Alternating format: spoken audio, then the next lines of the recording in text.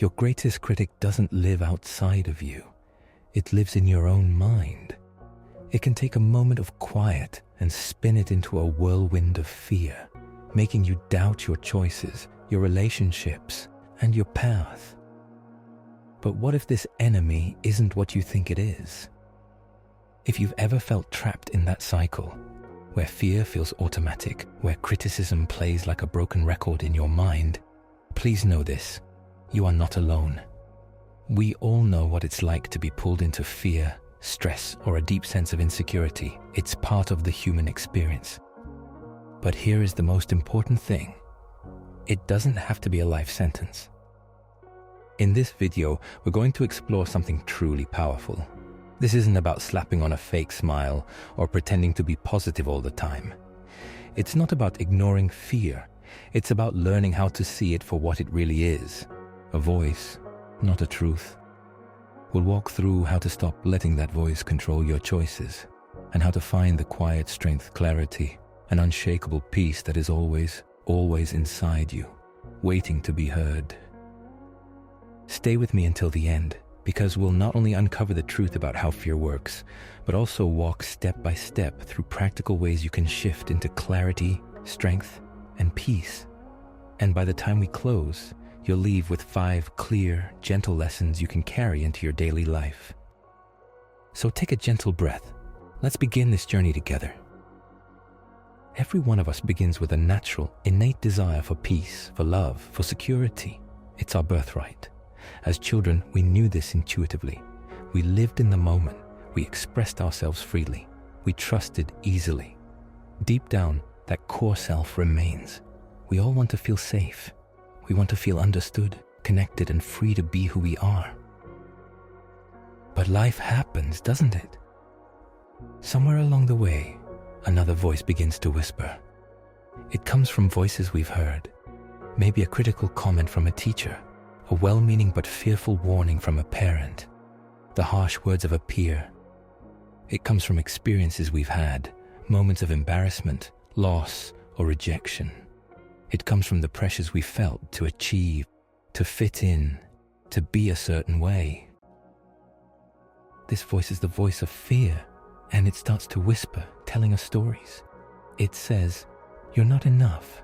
It says, "The world is a dangerous place." It says, "Happiness is something you have to earn, and you might not ever get it."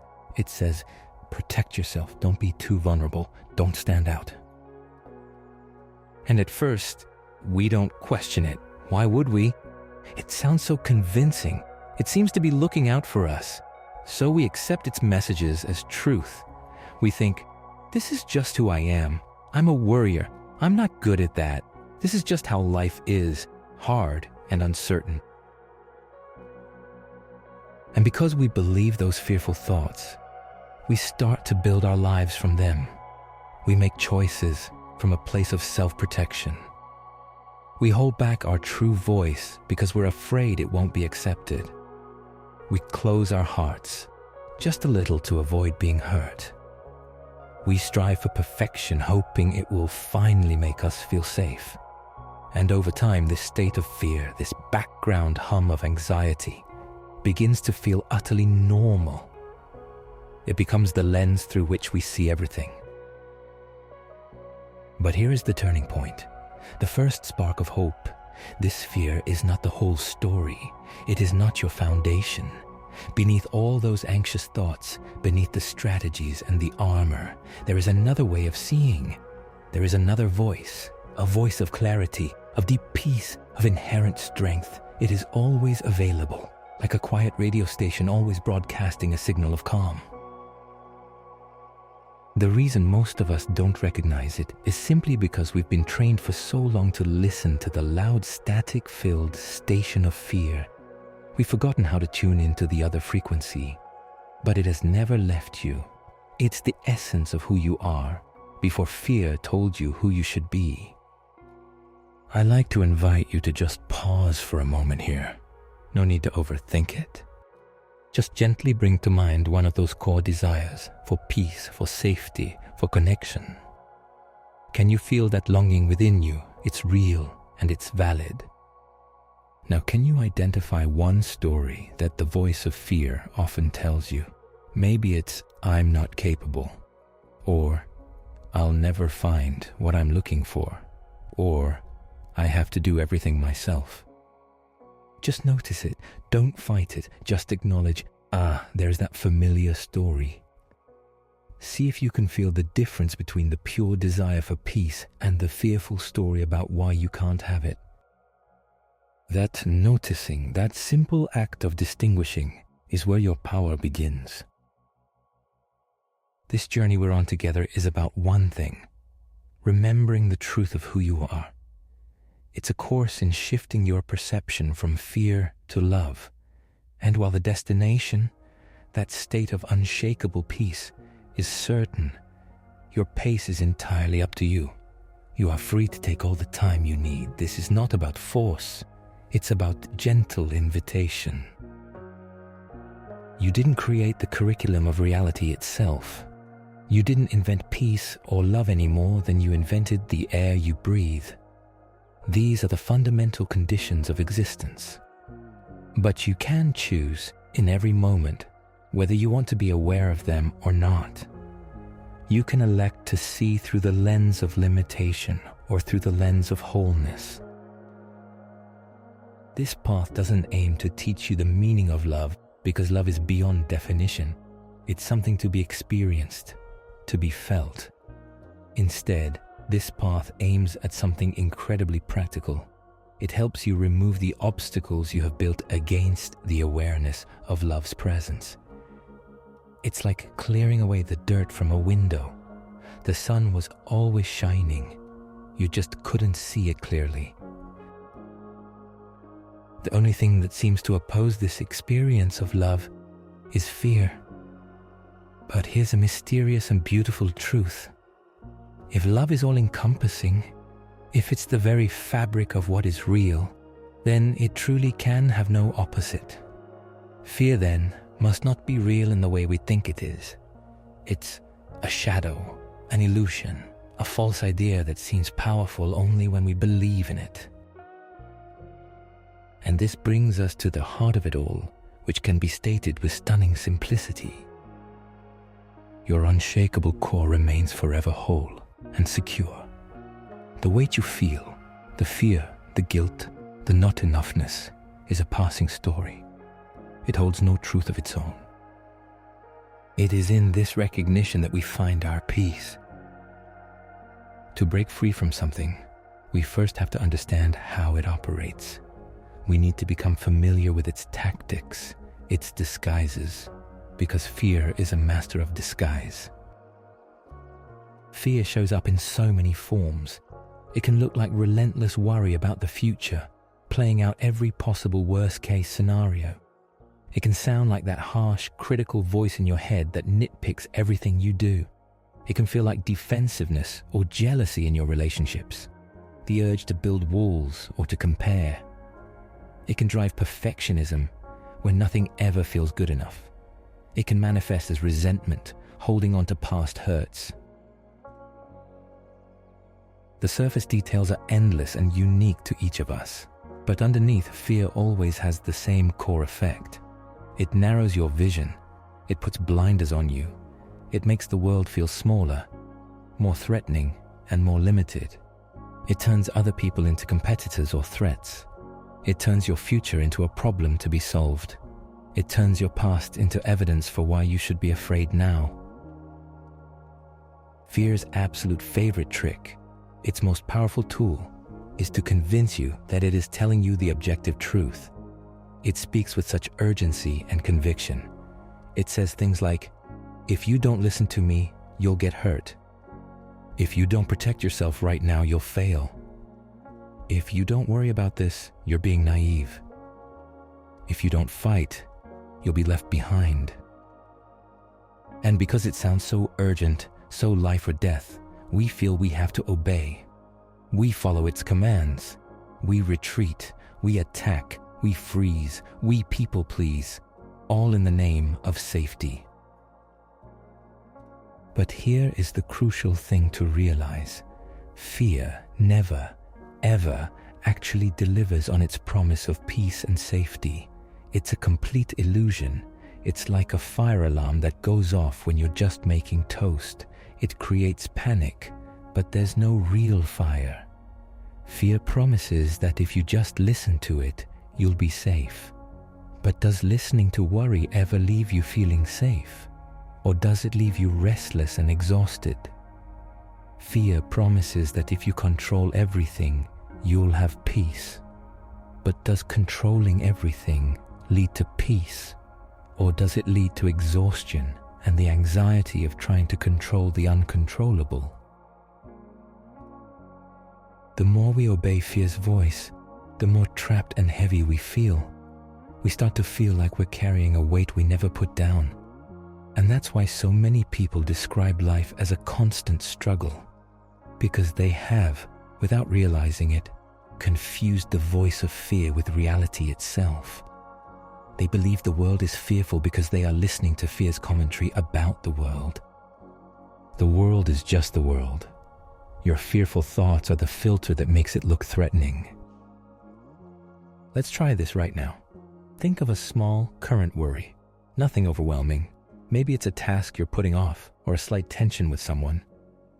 Notice the fearful story about it. Just hear it out. Now, I want you to ask yourself this simple question. What if this thought isn't true? You don't have to believe the opposite yet. Just open the door to the possibility that fear might not be telling you the whole story. What does that feel like? Does it create a little space? A slight sense of relief? That space, however small, is the home of your inner clarity. That's where your true choice lies. Now, let's talk about how this change actually happens. We could call these moments of change miracles, but that word is so loaded. So let's think of them instead as shifts in perception, moments of right-mindedness, or expressions of pure love. They are the natural and powerful results of choosing truth over illusion. Let's understand how they work. There is no hierarchy of healing. One shift in perception is not harder or bigger than another. To choose kindness in a moment of irritation is just as profound a shift as any other. Every single time you choose love over fear, you are performing a maximal act. They are all equally powerful because they all come from the same source of truth. These shifts are natural. They are the most honest and authentic expressions of who you truly are. When you are coming from a place of love, everything you do is a miraculous shift away from the unnatural state of fear. The real miracle is the love itself. This ability is everyone's birthright. But to access it freely, a purification of the mind is necessary first, a letting go of the old grievances and fears that cloud your vision. These shifts are a gift of energy. They are performed by those who are momentarily connected to that inner wellspring of love, for those who have temporarily forgotten it. It's a beautiful exchange that benefits both.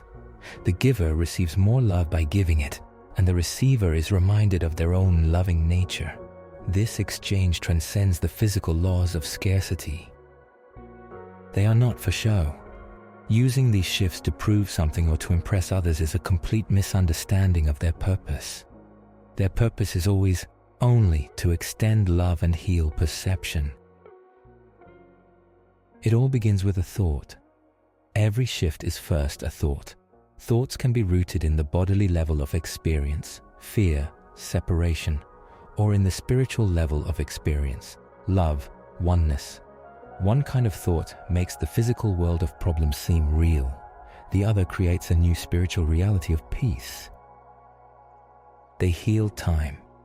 A shift in perception can undo a past hurt in the present moment, which then releases the future from the chains of that old story. They are always affirmations of a new beginning. They come from conviction. A true shift bears witness to truth because it arises from a place of inner certainty. They are teaching devices. They demonstrate a universal law. Giving and receiving are the same. When you extend love, you strengthen the sense of love in yourself and in the other. They are forgiveness in action. By extending understanding and releasing others from your judgments, you accept that same release for yourself. They rearrange perception. They place everything in its right mind, healing the confusion that caused distress. They honor reality. They praise the truth by honoring the inherent perfection in everyone. They heal by affirming spirit and denying the limiting identification with the body. They restore the mind to fullness. By correcting the perception of lack, they establish that you are perfectly safe and whole. They release you from isolation. Their great strength is in healing the false sense of being alone and deprived. Knowing we have a choice and understanding the principles is the foundation. But how do we actually live this? How do we make this shift practical and real in our daily lives? It's a gentle, patient process of retraining your mind. Let's walk through it together, step by step. This is always the first and most important step. It's about becoming a loving observer of your own mind. Start by simply noticing when fear shows up. Catch the moment your chest tightens. Notice when your mind starts to race in circles. Hear the old familiar voice of doubt or criticism. The key here is to do this without any judgment. You're not failing because fear showed up. It's just old programming running its tape. The act of noticing is itself a powerful act of freedom. It means you are not wholly fused with the fear. There is a part of you that is aware of it. Simply kindly say to yourself, there is fear, or I notice a worried thought.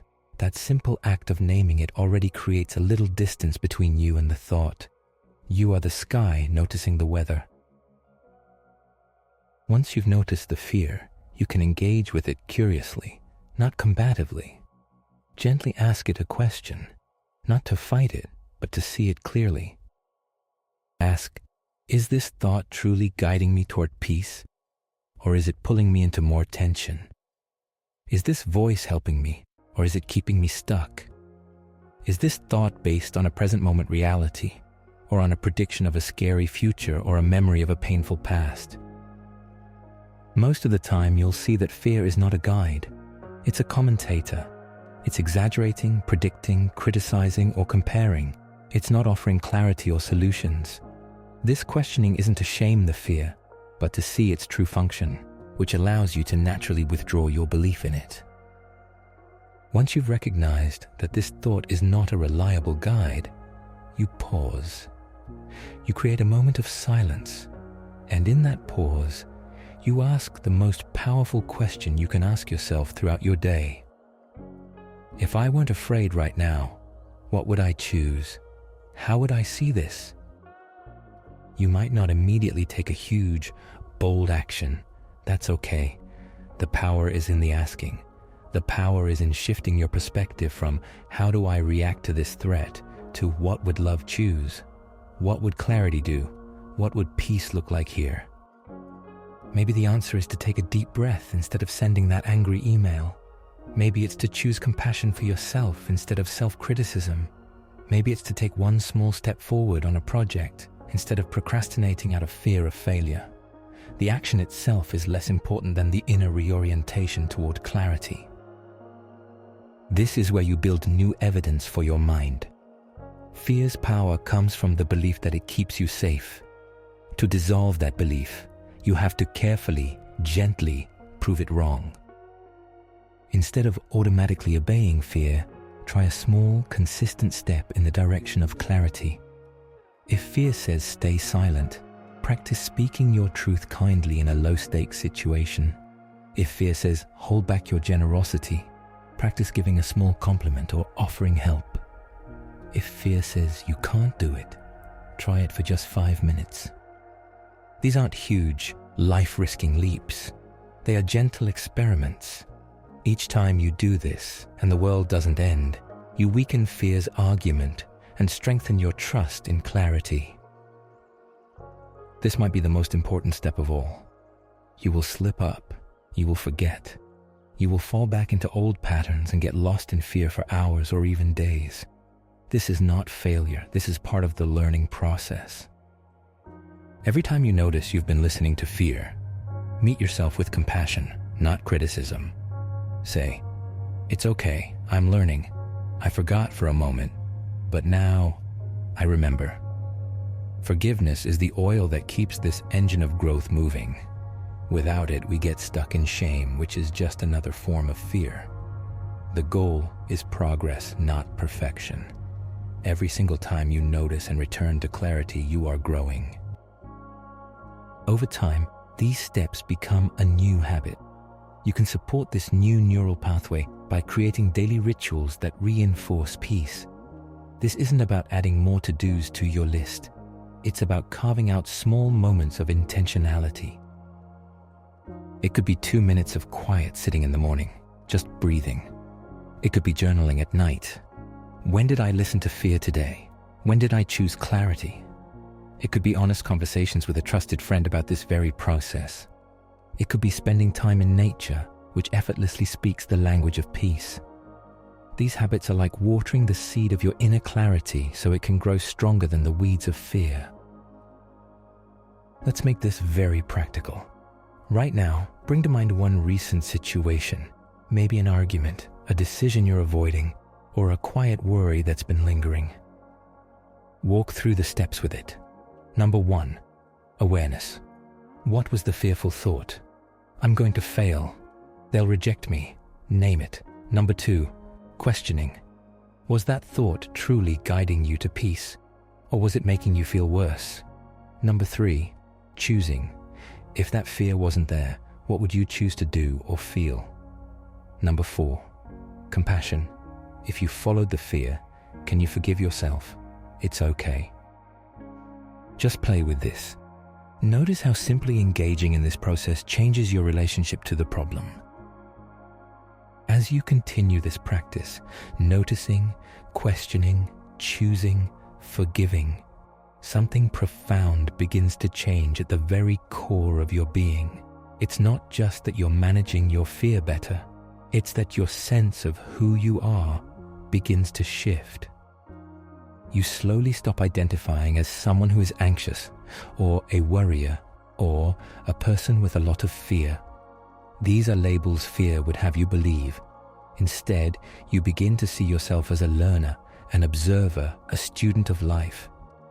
You are someone who is learning to choose peace. Your identity shifts from being a victim of your thoughts to being the aware and loving guide of your mind. This doesn't mean you never feel fear again. That wouldn't be human. It means that fear no longer defines you.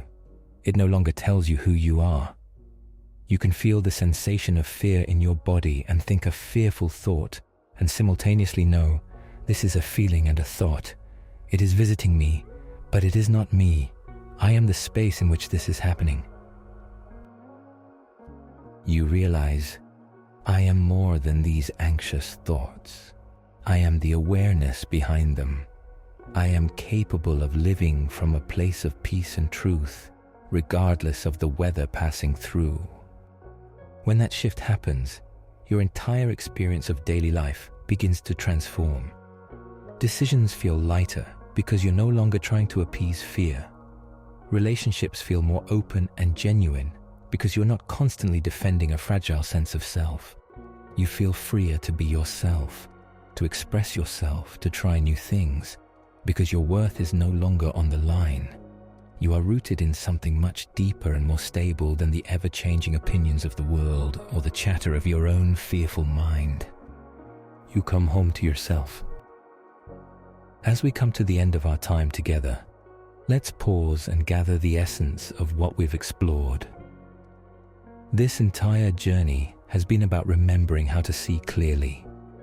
It's been about learning to recognize that fear is a cloud that passes over the sun of your awareness.